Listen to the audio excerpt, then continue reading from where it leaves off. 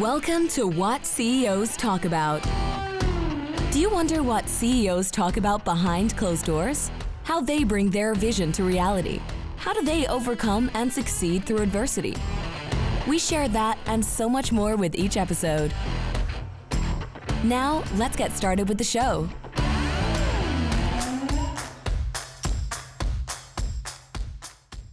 Good day, everybody. My name is Martin Hunter. I am the host of What CEOs Talk About. Today is all about the future. It's about, I was almost going to say the title, but I'll leave that to our guest, Jodi. Jodi, thank you very much for being on the show. Thank you so very much, Martin. Hi, my name is Jodi-Tatiana Charles. I am the founder of LCG Brands Consulting, Minding Your Own Business podcast. And I focus a lot on creating a legacy, and not just creating a legacy as in I'm just going to create, I'm going to have a huge will, but more so that when you are working professionally and when you are living personally, what are you leaving behind? Because that's at the end of the day, what you want to leave as your legacy, not just a piece of jewelry or a car or a home, or even your children. You want to leave those lessons behind that you've garnered throughout your entire life. Yeah, you don't want to be like one of those pharaohs where people will raid your grave for gold. And it's sitting in a museum. It's in a museum, right? So the official title of the show, Jodi, will be? The official title of what show? Of this show is? Of this show is creating the foundation to have the best legacy possible.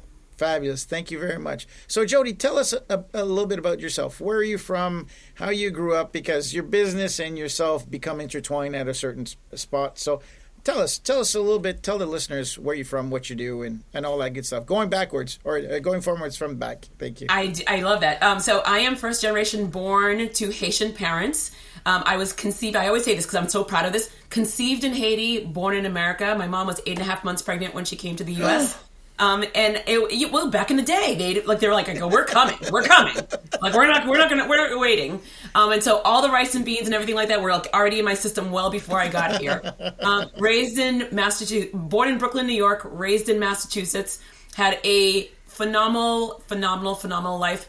But it's also inside the bubble of speaking English, hearing Haitian Creole, speaking French, and vice versa. So it's like outside you're in the U.S., but inside you're in the UN of Haiti, where everything you're doing, the culture, the sounds, the foods, everything you're doing is all about Haiti. So that is basically the stem of who I am. When I tell you I love and I'm so proud of being Haitian, I know, I literally made a t-shirt. Yes, I'm from the poorest country in the Western Hemisphere. Because whenever people hear, oh, you're from Haiti, I go, oh, you don't have to say it that way. It's okay. It's okay. Because we're rock stars in so many different ways. And so, born and raised in Haiti, the curious kid, literally, my parents would just say, I go, we're afraid that she's going to get kidnapped because I would just wander. I'm curious. I would talk to everybody all the time.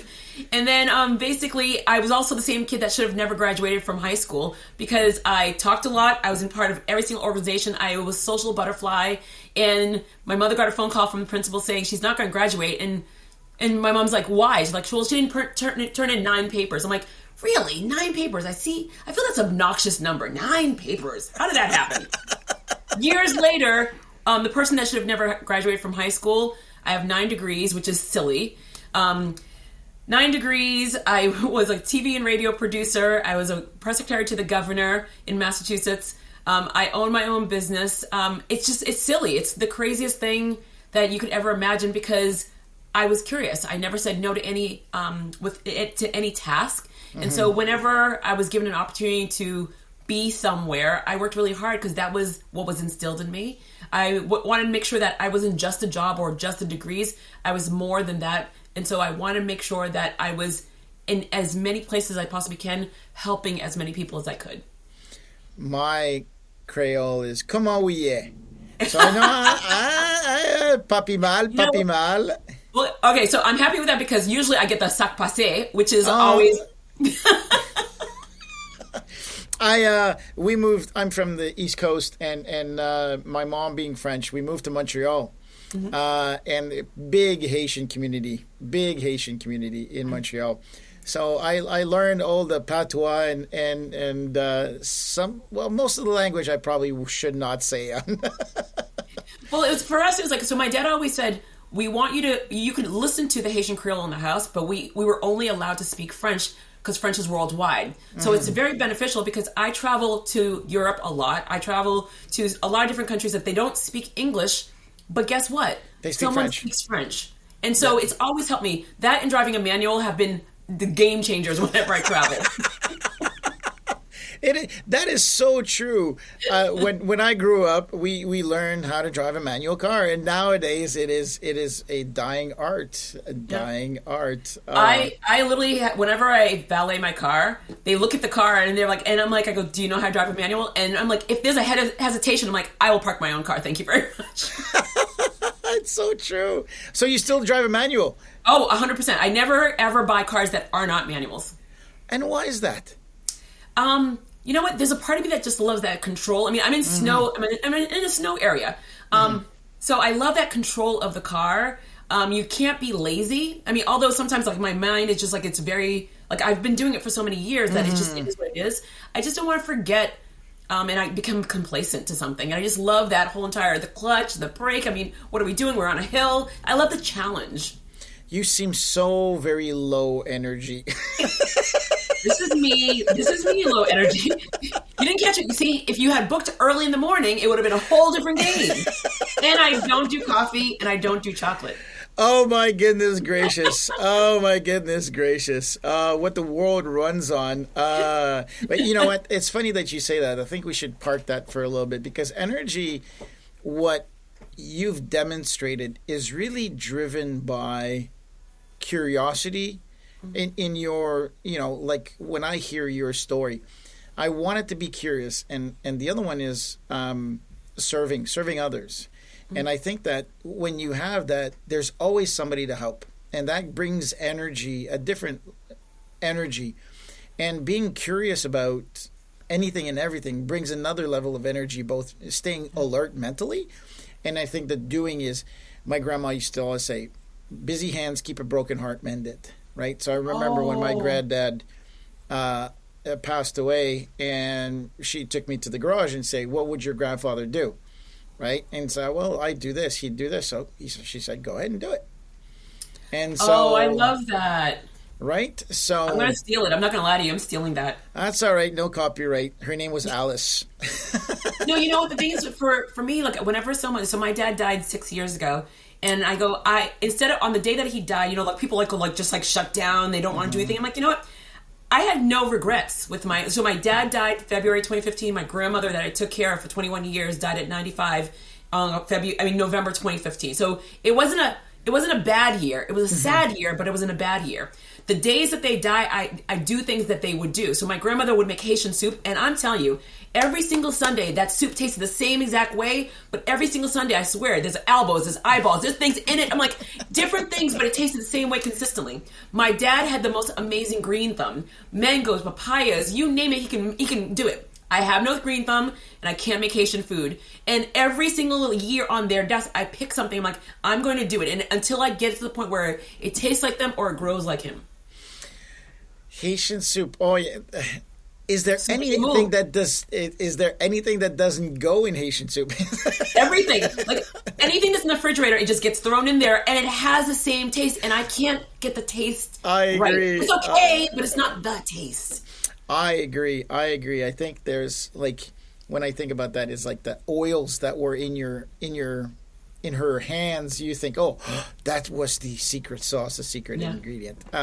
It's nice because it builds into the title of the show, which is creating your legacy. Mm-hmm. So where did that start? Where does this stem into your heart and create the tree that it is today?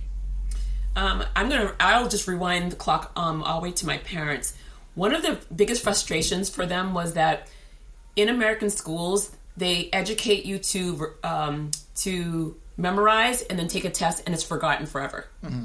And my father knew 6 different languages. My mother her superpower. She can remember every single birthday and every single anniversary without a calendar, without a book or stuff like that. And they're like, you do something and it should be in your mind and you're remembering it and you're teaching it and you're showing it to other people. And so from that, my dad's like, well, think about what do you want to leave behind? And I'm like, and for me, when I was younger, I go, I don't know. I want to leave my teddy bear. I mean, what does that mean? It's like, you feel like you're being set up by your parents when you're younger. Like, what are you trying to tell me? And he basically said, every single day you wake up and you are going to learn something. Every single day. There's no way you can avoid learning something. Even if you just laid straight in bed, I go, you would hear things. Your brain is constantly being fed. Your database is always being fed. It would be an absolute sin to literally die with all that knowledge. So why learn? Why would you go out of your way to learn all this content, all the different ways to become an expert at something, and all of a sudden you die and no one will ever know about it? It's a sin. And so at that point, the second you start learning anything, it's not even just one thing, but anything you start learning, you need to share. So you see more and more people posting recipes or talking about their bread or the yeast or whatever, like during the pandemic, all of the bread and the yeast and things like that. But it's not even just that, where when you're at work and someone's teaching you how to be better in your skills in that job field and you're getting that promotion, all these different things that someone has, they're giving off to you, and that's creating your legacy. And that's where it started from. Don't just memorize something and then take a test and be done with it. No, absorb it and use it. And then when you're using it and you're getting better and better and better and better, and then you're sharing it. I think that more and more people are not doing that, because most times I ask people, they're like, I go, well, I mean, whenever I'm speaking, I'm like, I always say, like, can all the experts raise their hands? Swear to God, 2 people, if that, raise their hands. And then I go around the room, I go, hey, what's your favorite thing to do? What's your sport? What's this? And then everyone has something. And they're like, well, I didn't think that was an expert. I'm like, I don't know it, so you have to teach me. The oppressive mindset of individuals to say, well, I'm not as good as everybody else. I don't have a degree, or I'm not a doctor, I'm not a lawyer, I'm not an accountant, doesn't mean that you can't be professional in your area. I think the legacy component, there's one culture that does it really well in business and in the Japanese mindset, is about senpai and kohai. It's the Jedi Master and the apprentice. Everybody has a senior and a junior position. And the senior person is really to create a mentorship and demonstrate the path. And what a lot of people tend to forget is that the junior is there to challenge the status quo. Now, the Japanese don't challenge the status quo as much as they should. It's not their culture. Correct. But for me, the one thing that we've been implementing with a lot of our clients is create that legacy, but also that continuum between positions. And I think how do you apply that, leaving some of your clients you're mentioning in the pre-show, creating your legacy? Somebody's been working, now they're retiring. What do I do next, right? Yeah. So I think that's, so I and one of the stories I just mentioned to you before we start taping was that I have a friend, former client, all my clients are my friends, and he was laughing because he was like, I'm retired and I had to book a trip. And it was like, I could do it, but it was the most tedious thing in the world because I've always had someone to do it. He was like a high CEO, senior level, I should say, C-suite. And he was literally just so aggravated at that he had to like, as he said, he's like, I feel like I'm belittling myself just to book a flight. I go, what was you, my friend? What was you?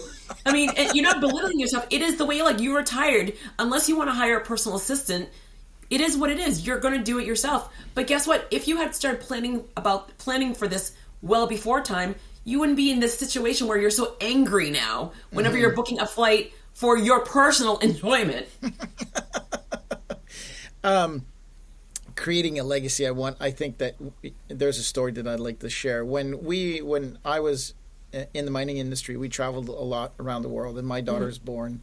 My kids are born around the world, and my daughter, born in the South Pacific, we used to travel back and forth to North America from Australia, New Zealand, New Caledonia. And so this first time, my daughter's always traveled in business class, to not say first class, because we've had all these points and that's what the company did for us. So the first time we fly to Orlando to go to Disney, well, dad's paying for the flight. So mom and dad are paying for the flight. And so we're at the back of the bus. So I'm not paying first class or business class. So we're at the back of the bus. This is the tiny little thing. Ariel's 4 years old. And she looks at us. She's sitting between us. And she goes, "Where's the lady with the orange juice?" I'm like, "All right, princess. You got to, all right, here's a life lesson for you." Yeah. I always think that I literally would, like, for my children, I will literally, like, my dream is to, we'll call it, when you're in the bassinet, take you out of the bassinet, open a drawer, put you in the drawer, not make it into a bed, take a photo, turn it to sepia, blow it up, have it on the wall, and say, "We had nothing. Don't ask me for nothing." That's my dream. I always tell my kids, I said, when we grew up, I was a baby of 6. So when we grew up, we didn't have much, but we always had enough. So sometimes I make fun. I said, we were poor. And I was like, "What do you mean poor?" I was like, we weren't even poor. We couldn't even afford the R at the end of poor. That's how poor we were. So, but no, I think that... I grew up in a house that I heard no. Like, that was it. Like, there's no debating. There was just, like, always a no, which makes you that much more creative in life as well. I agree. Where I grew up, so when we moved to Montreal, there was not a lot for us to have, and you get really creative, and that's something that if we talk about leaving a legacy, I'm always thinking about, how am I raising my kids? Because I am very comfortable. We have a comfortable household, and there's nothing that my kids need. We have a beautiful home. We have food. They have friends. They have activities. And sometimes I go, I grew up wanting. Yeah. And that creates creativity, that you become curious. You become very pragmatic. You got problem solving skills. Yep. So on the other hand of me goes, well, the problems that I had when I was a youngster are completely different than what the problems have today. Some of the problems that they're faced with, and this is something that I've shared in a few, my daughter's friend, a girl that I coached in field hockey, committed suicide at the age of 13, wow. Which is 13. This is completely unacceptable in this day and age that we hear about 13-year-old children. And think about that. Just the school shootings. I mean, when we were younger, absolutely. School shootings is it baffles me each and every single time. I'm like, how did we get to this point where someone walks in, literally they were bullied in school? Because back in the day, you got bullied. You like rode the wave and you became Bill Gates. That was the back in the day. And now it's just like it's this ongoing thing where even just like a few days ago where that school shooting that happened where he was in the school's office 3 hours. Like he got in trouble 3 hours before and his parents were there a couple days before and then this happened. I'm like, what was that breakdown of someone not being aware or even just the simple be kind? Part of your legacy is all about not just teaching and educating, but being kind to people. I mean, there's so many things that are being thrown at you as an adult, as a young person, and you're constantly just thinking about, oh my God, what's in it for me? What's in it for me? I'm like, you know what? Why don't you just worry about being kind? I agree. Because that good morning, the hello, the hey, how's your day going? And listening and waiting for that person. Because I always I'm walking fast, I'm talking fast. But when I say good morning, I make eye contact. I'm saying good morning to you. It does get me mad when people don't say good morning back. I guess I'm not going to lie to you. But when they do, when they make eye contact, and I go, how are you? I take a pause to hear, I'm doing great. Oh, great. Have a wonderful day. Versus just you're saying it, but you're just saying it just as a scratch of the nose, but you're not really meaning it. Agreed. I think that the one thing that in Europe, the French do very well is actually when they say good morning, they actually mean it. They look at you in the eye and they say good morning.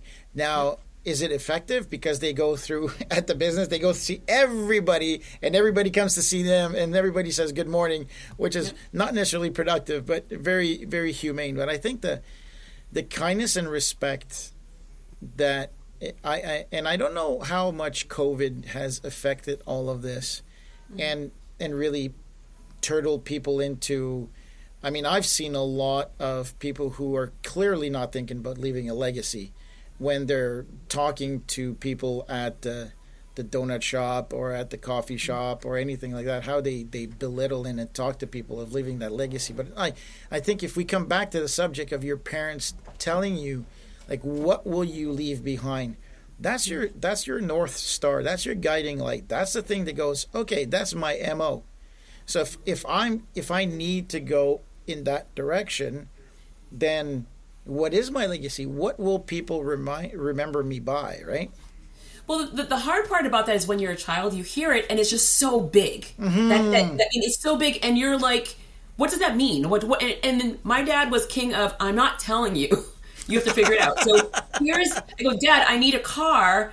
Can I get a car? Because I got the old family station wagon. I had to start it with a screwdriver between the battery and the starter. And then finally I proved that I can get a car. And he gets me a car. I'm like, it's a manual. And I'm like, I don't know how to drive a manual. He goes, then you don't have a car. I'm like, well, are you going to teach me? He goes, no, but I'll tell you a hint. I'm like, what? He goes, a manual and hills don't go well together. I'm like, what? What does it mean? Or, Dad, can I get, I go, because my dad was a tailor in Haiti. Can I get, we want to get some Jordache jeans. We want to get some fashion. And he goes, as a tailor in Haiti, I'm going to get you something. Now, mind you, this man said no to everything. So he goes, I'm going to go to the store and I'm going to buy you some stuff. And my sister were like, we broke him. Yes, we broke him finally. The man comes back with 2 sewing machines. We're like, you want the clothes? Make them. I'm like, what is that all about? So right there, he's passing on 2 things. Number 1, I'm passing down the skills of the manual or being a tailor sewing. I go, because whenever we had a problem, we can go to him and he's like, here it is. I'll tell you how to do it better. He was not going to give it to us, like hand it to us. Mm-hmm. So it was all about, here it is, trial and error. You're going to make mistakes, but you're going to learn. And so that whole entire, what is your legacy, seems so big. But if I told you what it was, you wouldn't get it. I would lead your way. I would go only by your way. Where I got to make my own mistakes throughout the years. And I mean, literally, like where the degrees, I go, and that was like not 7 degrees, sorry. I go with the degrees, with the experiences, with the jobs, everything that I've done. I mean, literally I remember whenever I talked to my parents, I'm like, they're like, I go, oh, we didn't even see this coming. I'm like, are you impressed? I'm like, I go, it's just shocking. And I even check with my best friend. I'm like, I go, hey, I'm a lot to be a best friend. She goes, you know what? Just here to see how it plays out. Because I'm always thinking of something bigger. Mm-hmm. I could go this way. I could sit there and watch Tiger King. Or I could not own a TV set and then literally just I know every single thing about pop culture without owning a TV, without missing out on my sleep, without sitting there I go having that water bubble conversation that everyone else is regurgitating on a radio station. I can formulate my own thoughts because my brain is wired that way. So that whole entire concept of creating your legacy, designing your own path on your terms, and that's one of the things that I work so well with people where I want you to create a legacy on your term without lying, stealing, cheating, killing, or hurting yourself. I want you to create your own legacy on your term because you don't have to sit there and follow everyone else. That whole entire influencer thing drives me nuts because I'm like, who's going to tell me? You're going to tell me that I'm going to be canceled? You're going to tell me that you're an influencer? No, I could be an influencer too, but I don't need the label. And all the labels out there, we don't need labels. Be kind. Learn as much as you possibly can. Absorb. Become a sponge. And teach through mentoring. Get out there and show people what you have. But all these things are being thrown at young people, old people. I mean, holy crap, it's just too much. It reflects on the situation that we had with Summer. Is she was well surrounded. Mm-hmm. She was well loved. She was guided, but then she was very dark because she believed in some very solid and critical issues to deal with. Disappearing of or abduction or missing Aboriginal women was one of her areas. You think you're 13 years old and you're thinking about that, right? And then the impact of the environment. Right. Mm-hmm. And that was, you're 13 years old and you're thinking about all of this. And it is very different than when I grew up. When I grew up, it was like, oh, did Susie like me or not? And I'm going to play with sticks and I'm going to go in the backwoods and I'm going to shoot my BB gun. And that was. I'm going to dance and sing to MTV. Exactly. When they used to have videos. That's right. So now it seems like the problems are bigger and the weight of the world is very hard on people, and the power of social media for good and evil. And I mean that. I don't think that social media was invented in what it has become now. It was really rooted in how to improve lives. But now, like we do all the time as human beings, how can we profit from this? And that takes on. But I just want to pause you for a quick second there. We had super crazy strict parents. Super crazy. Like, it was insanely strict parents. The amounts of times that our friends would be just out and playing, and they're like, no, we didn't come to America for you to, no, it doesn't work that way. And so there was some very, very tight windows. Now, mind you, would I be this strict with my kids? Probably not, but they were, they were insanely strict. Mm-hmm. When you know what your child is doing. So my best friend, Sarah, she's super crazy strict with her 2 kids. Like, insanely strict. She knows literally the position that they sleep in. She knows everything, like focused. But they talk to her because of that. Yes. When they go out, they're like, my parents are killing me. There's no way. Yeah. There's no way. And I always had that where, oh, no. My parents would kill me. Even at my age, I'm like, oh, no. That's my parents' brand. Like, no. The structure, there's a structure that is missing for a lot of people. Agreed. Not all, but for a lot of people, there's a structure that's missing where the majority of my friends were like, there's the plug. You walk through the door, you plug your phone in. The phone doesn't go anywhere else in the house. You could check it twice. I go, but there's no playing on it. There's like, homework's done. There's other things you can do. You can go out and play, but no phone. And even when they're going out and playing in the neighborhood, no phone. Ask whoever's house you're going to. Once you're there, call me, check in. And then literally, once you're leaving, check in so that way I know you're coming home. But and she's American. She's American. And so when you are aware of your kids and they do activities together, they play board games together, it's old school the way she was raised. She wanted her kids to be raised the same way. And they live in a city, in a high school where there's a lot of problems. But she's like, I need to sit there and eye on the prize on my kids. I gave them the base. And because I gave them the base, it's like going throughout. And all the noise out there, we can talk about it. But it's like I literally shut them down. And I have talks with them where I'm Auntie Jodi to everyone. And I am impressed with so many of these young kids that I talk. And they're like, we know what's going on. But I go, but I'm like, I just don't. It's just noise. Mm-hmm. It's just noise from me getting to my goal. And that's one of the things that I have interns every year. Like last year during the pandemic, I had 30 interns. Amazing kids. All online from all over the world. And whenever you hear millennials, stop talking about that, because it's a small percentage of kids that are out there that are getting the 5 minutes of fame. My kids worked hard. They were from good families. They were just every which way. And they were talking about their friends as well. There are great kids out there that are doing great things, and they're not obsessed with social media. Boys are usually not on social media as much as the girls are. Mm-hmm. It's definitely detrimental to the young ladies. I go, but there's a lot of young ladies who are like, you know what? Enough is enough. I go, this is just like I'm being distracted from sports or arts or just making new friends. I'm just distracted by being like on a screen, and I want to live. I want to live a life. And I think that's when I think about my legacy to my kids, like I was mentioning before, okay, so I don't want to be a helicopter parent. And so fathers and mothers have different views and partners. There's different roles within parenting. Mm-hmm. Fathers, male, tend to be a little bit more riskier. We let our kids do stuff that is a little bit riskier, but you say, well, get close enough to the fire, you know that it's hot and you don't want to burn yourself. And then mom goes, well, don't let him close to the fire because he'll burn himself. So it's like, wait, do you have boys or girls? I have 3 girls and 1 boy. And you have 3 girls and wow, that's impressive that you're letting them get too close to the fire. Pretty impressive, Dad. Yeah, so it's the same thing with boys, right? And it's the same thing with alcohol. It's the same thing with anything, right? Drugs are out there. So by sheltering or bubbling your kids up, you're not leaving a legacy. The legacy is building the ability to solve problems on your own, just like your dad did with 100%. You, right? It's to say, okay, what is courage? Courage is the desire to achieve something in the face of adversity. That's what courage is. To be a young person and stand up to your friends is a big thing. And the one thing that that the struggle of not saying anything for me, my kids is always say, okay, courage is so short-lived. It's like 30 seconds. Hey, I want to have a conversation with my friend because my friend's not treating me right. Yeah. Okay, you work yourself up, you're confused, you're scared, all that takes 2 days. And when you actually do it, take 30 seconds, press the button. Just press the button. Just do it. Just do it.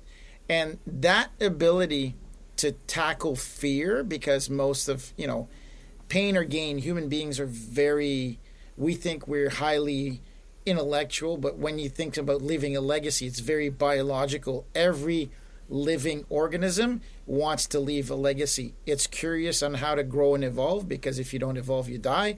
And then once you've evolved, is how do you pass on these genes or knowledge onto the next generation? It's biological. But the thing is, it's biological, but unfortunately, people they don't think that way in regards to what am I going to leave behind. Yeah, I agree. So yes, it's biological. So you sit long enough where your neck is like, if you're looking at your phone long enough, like a bone will, they were talking about how the bone spurs are coming out of your neck. Yes, all these things will happen, but you can actually dictate where the road goes. Absolutely. And this is where the biological component, when you really listen to human nature, it's about leaving a legacy. It's built into our DNA to say, be curious about where you are, where you go, and how to evolve. And for us, evolving now, it's a lot more cerebral than biological, because we have all the biological needs that we have. We go to the grocery store. We don't have to kill, hunt, fish, gather. We go to the grocery store. Okay, so there is a biological need that doesn't need necessarily a lot of advancement. So to be a better person, then what does that mean when we live in a social environment? Kindness. You mentioned it first and foremost. How you be kind. And then the second is really, how do you live your legacy? How do you biologically pass on? And to your father's point, if you die with all this knowledge without sharing it, it's shame on you and your circle. I support that 110%. Well, I want to definitely go back to, because most people are probably thinking, what does that really mean? Because, again, as a child, you're hearing, leave a legacy behind. Number one, so I have young kids coming in, and they're like, okay, so I want to get a job. I want to do something. How do I start? I'm like, well, number one, what are you good at? What do you have passion for? Because whatever you have passion for, you've been probably doing it for quite some time. You just do it so naturally that you don't even pay attention to it. Most kids work at summer camps, or they're lifeguards. Starting right there, you're teaching, you're mentoring, you're getting out there. So starting from mentoring at the beginning is really big, because you're hearing your own voice. You know something, you're hearing your own voice. And when someone's face scrunches up like, what are you trying to teach me? What does that mean? That means you're like, oh wait, let me just try to back up and try to figure out how to explain it in a better way. So you're hearing your own voice, but yet you're learning how to listen. The hardest thing in the world to do is learning how to listen to someone. You're excited, you want to get out there, you want to talk. Learning to listen. Find your passion, understanding how you're going to teach that passion, getting the situation where you put yourself out there so that way you could find people that want to engage with you. Listen to their needs, how you want to actually make sure that your passion is out there, but make sure that they want to hear it and they want to engage with you. You go find those jobs that you really want to get out there where you're building up on that passion. That's your career. But in your personal, you're constantly absorbing, you're constantly learning new things. I take Wednesdays off. Wednesdays, I don't work. Why? Because those are the days because weekends are family time. It's not really your day off. Wednesdays, I go to museums. I'm constantly learning. I'm finding new ways of learning. And so that's adding and that's coming into the workplace. So continually learning, find ways, invest in yourself. Invest in yourself and to learn new things to add to your knowledge of teaching, but also your knowledge of building your professional life. And as those years go by, you can retire at 40, 50, 60, whenever you want to retire from doing the job you have to do, and then you convert that to doing the job that you want to do. And when you get to that point, now you're like, okay, I have my passion. I know that I've been mentoring and engaging all along. I know how to teach. I know how to get my voice out there. I know how to listen to what others need. I've built up the career to show that I'm an expert at what I'm doing. And now I want to be on a board, a paid board, maybe being on board, mentoring accelerators, helping small businesses, going to universities and colleges and talking and speaking and sharing that knowledge. That's how your legacy is built out, because you've been working on it all along. And all this time, you have like key points. I want to sit there and speak at this school. Well, put a date on it. Find ways to get there. And as you're going the path of creating that legacy, you're branching out and doing all these different things to keep coming back to, I'm building a strong legacy. Now, for the listeners, write down everything Jodi wrote down and take away personal and apply business. I want my business. I want my company. So take the time. You're the CEO. What's the legacy you want to leave? Great, you're selling shoes. Okay. Is there, in today's market, in 2021's market, there is no company out there that should not be considering the impact and mitigating the impact of that business that they have, right?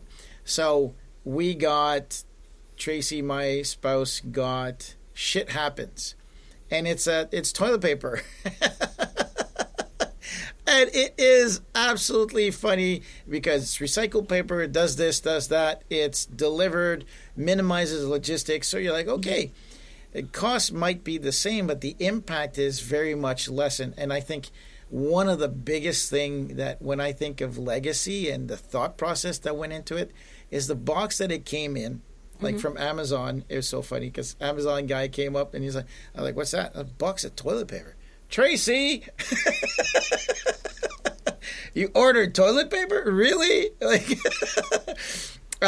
on the box it said, dye-free, environmentally friendly. But the funniest thing was there's a rocket ship on it. And this is what absolutely blew me away. And I said, oh, there's a company that thinks about legacy. They go, when you've emptied out and put it in a closet, this is a great tool to make the next imaginary rocket ship. And so I was like, wow, somebody really took the time to think about how do families connect? What's the legacy that you want to leave? The impact that you want to have? I think taking the time off, as you said, to educate yourself, but also disconnect so that you can be more curious. Because I'm sure I'm ready to put a lot of money that when you're at the museum and you're looking at something, you go, oh, I just had an idea for work. Always. And walks on the beach, go to the museum. But the funny thing about the box with it, so boxes are the best toys in the world. I don't even know why we even buy toys, because boxes are always the best toys. But when people were losing their minds when when Jeff Bezos went up in space, they're losing their minds. I'm like, you guys know that you paid for him to go up in space. You could be angry all you want. We all paid for that to happen. And so that rocket ship that's going up, that looks like obviously a phallic symbol, that was like our dollars made that happen. And he said it. He's like, thank you everyone for making this happen, because he would have never been able to do it without the pandemic, by the way. Oh, absolutely. Absolutely. So for me, that company as a CEO, so if we really address the listener and say, okay, how does this apply to me? One is, what's your personal legacy? Okay, great. You've built an organization. It's a cash cow. You're making money off of it. What do you do? Okay, great. Now what do you do as a human being? You sell it, you don't sell it. What happens if you don't sell it? What happens if you do sell it? Right? all of these questions that should be answered, like you mentioned, Jodi, 10 years before, right? You're going, hey, what do I want to do? Well, the second you become a CEO, your number one priority in your mind is like, there's 3 exits. There's only 3. True. We crash and burn. we get acquired, or we scale and I walk away and leave it to the next person. And it has to be in a good place to leave it to the next person. And most, we'll call it, either you're finding and you're curating the right person to take after you, or you're selling it to your employees, depending what size your business is. So those are the 3. So as that CEO, as you're creating your legacy, if you crash and burn, that legacy is going to follow. I'm not canceling you, and I'm hoping you're learning from it for the next time around if you crash and burn. If you're getting acquired, And if you're selling it to the employee or selling it to the next person that's coming in, you have to leave it in a great place. So that way the person says, I have great ideas, but boy, those are big shoes to fill. Mm-hmm. Absolutely. So which one are you going to be? Because coming in and not thinking about those three at all times is detrimental to you, and it's arrogant, because as a CEO, those three are always on your mind, because one of those three things are going to happen. One of those three things are going to happen. Yeah, the mind shift has been really big, in my opinion, in regards to business and leaving it better than it was before. And I think that I again, we're not blaming generations, but that's how it was, right? During the baby boomers, it was like, okay, build it, use it, throw it out, right? Build it, use it, throw it out. Where nowadays we see the but not value. all, but not all. No, I know. And I always say, this is why whenever I hear, and that's part of like creating that legacy of, I don't want to ever blame an entire generation for something that's like gets the most news. So I always have to work with people that one-on-one or the groups. There's always someone that's nailing it, that's doing amazing things. Oh, absolutely. And there's always that one person. So you have the group, and then there's always that one person that gets the most news, and everyone blames the entire generation for that one person. So there's always there's the good and bad in everyone that's out there. Oh, absolutely. But the behaviors are set through values that have changed over time, right? Mm-hmm. So don't get me wrong, I grew up in a good family. My mom didn't work, right? Nowadays, both men, male, female are desired to work for a sense of purpose, right? Mm-hmm. I find it sometimes disappointing that women tell other women, oh, you're a stay-at-home mom. What's wrong with that? Right. Although because of the pandemic, a lot more moms are back. So that's a detriment to the society, where a lot of moms were like, you know what, I have to leave my job because I have to take care of the family. So it's gone back and forth. And yes, there are those individuals, but working with individuals that are building their brand, stay-at-home moms, they're on the PTA. They are really the church groups. So guess what? They're taking care of home. They're at home, but when those kids are at schools, they're building their brand within the community. Absolutely. I think the most valuable two jobs in the world are mom and dad. Mm-hmm. And because there's a lot of demonstration, and I don't want to pick on any gender. Everybody says, oh, mom runs the house. Absolutely. Absolutely. I know my place in my household is yes, dear. That's the last word I got. Because I know Tracy, she runs our household, and she does it so well because my mindset is about providing. And that, as a father, our job is to be a good role model for very biological ways of being very supportive, being protective, being nurturing. Those things have, parents have a lot of similarities, but there is a little bit of gender differences in regards to how we think in the genders as well. So I think that overall, great parents. So I'm putting it across great parents. There are a lot of not great parents. You produced a child doesn't mean that you're a great parent. Oh, sometimes I think that we should get a permit. There should be a permit to have children. I feel like now, I mean, I really would love to sit there and see if this could ever happen, which of course it won't. But to be able to, you get your marriage license. Oh, yeah. You get your marriage license, you get married, and you have to go away together with your computers for a month, away from everyone, and you're trapped together in a box like the pandemic, a mini version of the pandemic, because divorce rates are high. And so just you're thinking like, oh yeah, great marriage, great parents. Guess what? Divorce rates are high because they married and they realized, oh, the world was our buffer. Yeah. We didn't really like each other. And oh, the kids don't like us neither. And oh no, our parents, this isn't fun. So that is another thing. The world itself is a buffer. Let's start with like getting to the point where it's granular. Again, the Haitian bubble, where I was in that bubble where people were like, I go, how'd you do during the pandemic? I go, I'm good. We weren't allowed to go out anyway, so I'm good.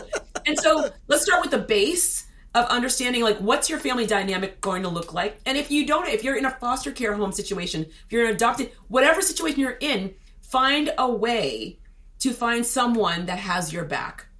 Find a way so that way you're able, because that person that has your back will allow you to be you and allow you to communicate, so that way you can start hearing your voice. So that way, even better, you can start building on your dreams.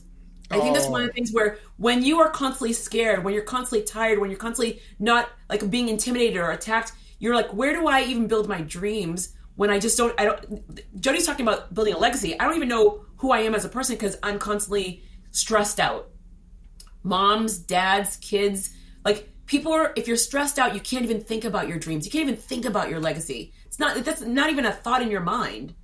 I'm just trying to get through the day, Jodi. That's the last thing I want to hear. I'm tired. I can't eat. I'm constipated. I don't care what it is. I can't do it.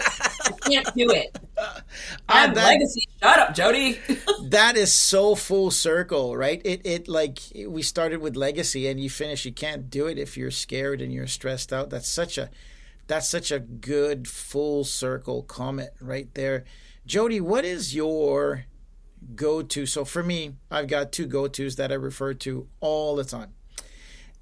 The 7 Habits of Highly Effective People, first things first, is something that through the years that I've read, I think I got 9 copies of it now that I've gone through because I've read it so many times. And that's the one. And then Master and Commander is a movie that I refer to in business because it has so many talk about legacy, books were written about people's true exploits back then. So legacy, leadership, all that. What is the go-to reference for you? One or two things, a book, a movie, a show, comment, whatever. I have many, but my 2 ultimate favorites. Shonda Rhimes, The Year of Yes. She was called out by her sister because she said no to everything. She was busy. I'm writing like Grey's Anatomy. I'm just doing. And her sister called her out. Like, you say no to everything. I challenge you to say yes for 1 year. And all these opportunities started coming her way that she would have never, ever thought about. I say yes to everything. I have a list of 30 friends. I literally send them an email. I've done my research. You will not die. Are you in or are you out? They cannot ask me what it is until they say yes. And once they say yes, they can't back out.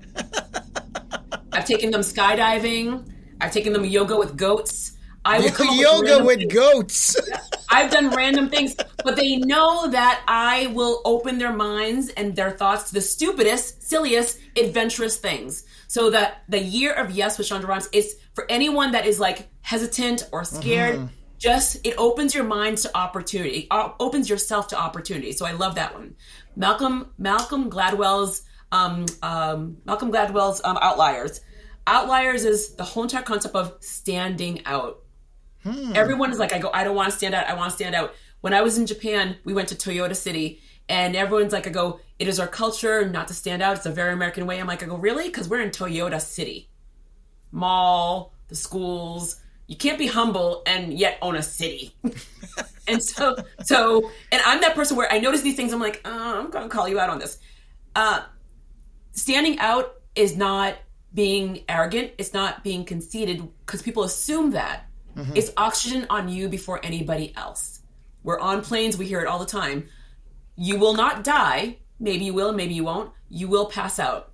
You're letting everyone else suck the air out of the room and you will not have anything for you. You got to find ways to stand out in your own way. It's not a bad thing. So The Year of Yes and Shonda Rhimes and the Outlier by Malcolm Gladwell are by far the ones that I will promote those books till the day that I die because it's the way that I live. Mm-hmm. And it literally is this constant having to not only remind people, but having to reteach people how to do both of those things. Absolutely. Well, thank you very much. Leaving a legacy, behavioral-based, entrepreneurial stuff, I think we could have gone on for hours and hours and hours. We'll have part two. Fabulous. Thank you so very much, Jodi, for being on the show. It was a pleasure. I think we should definitely do a part 2. Pick the mentoring, because that mentoring for me is something that I take near and dear to my heart, and then we apply to many of our clients. So, that definitely a part 2. Marian, thank you so very much. I love it when I always tell people an interview shouldn't be like an interview. It should be a conversation. Yes. And literally, it's just like, I could be online or offline with you, but there's so many, and I said this to you at the beginning, marketing falls into everything that we do. And so there's not one thing that's not in the news right now that I can have a conversation with, not trying to trick you in regards to the marketing aspect, but it is part of what we do. Like marketing is like the second you wake up in the morning and you decide to brush your teeth, you decide to wash your hair, you decide to take a bath, you're already marketing. And so look at all the things that's happening out there. I go, how do we actually learn? What are the lessons that we're getting from it? People are just assuming it's just the news, it's just something out there, it's 5 minutes of fame. No, every single thing out there is a way for you to learn, to fuel that database, to continue to build up on your legacy. Da da da da! Look at you! Feels like you've done this once or twice before. This is me scolding my intern sometimes. Well, fabulous! Thank you very much, Jodi. It's a pleasure to have you. We're definitely going to do part 2 because, I mean, one, you talk fast and you talk a lot, so there's a lot of information that comes out of it. And I mean, I've got 1,000 other questions, but for the sake of the listener who probably have to close it all up, they're getting to the office or coming back from the office or finishing cleaning the toilets, because that's what my wife does. She cleans the house and listens to podcasts at the same time. So shout out to my wife, Tracy, who listens to podcasts as she's cleaning the house. Hi, Tracy. With that said, thank you very much for being on the show again, Jodi. Thank you, thank you, thank you. Until next time. Thank you. My name is Martin Hunter. I'm the host of What CEOs Talk About, and we'll catch you next time. Thank you. Thanks for tuning in to What CEOs Talk About. Make sure to click subscribe to get notified about future episodes, or check us out at www.whatceostalkabout.com.